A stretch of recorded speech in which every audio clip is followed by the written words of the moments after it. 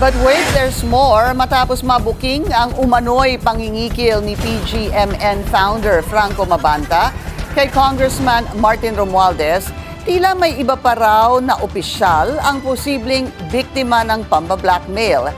Narito ang agenda report ni John Riz Calata ng Abante. Hindi lang si dating House Speaker Martin Romualdez ang posibleng target ng pamba-blackmail. Kinumpirma kasi ng National Bureau of Investigation na may iba pang mga opisyal ng pamahalaan at private personalities na nagparamdam na sa kanila na posible ring biktima ng pamba-blackmail.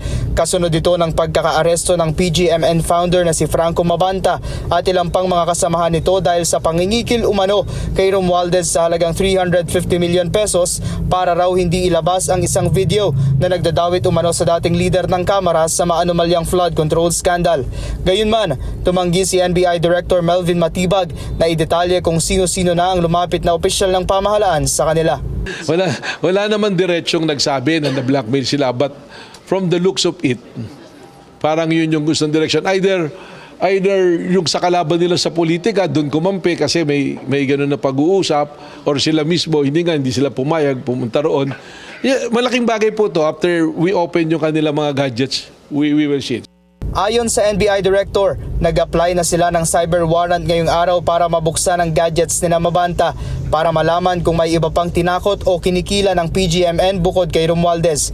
Makatutulong din anya ang pagbubukas sa gadgets ni Mabanta upang matukoy kung may iba pang sangkot sa umano'y extortion sa dating leader ng Kamara.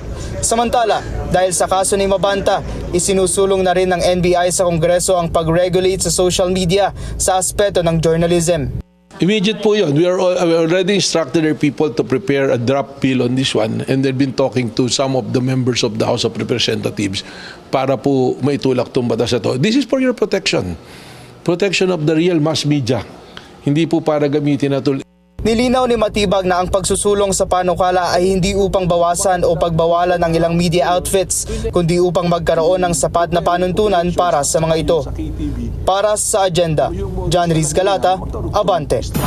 Mag-follow sa aming mga social media accounts at mag-subscribe sa aming YouTube channel para sa pinakahuli at eksklusibong mga balita.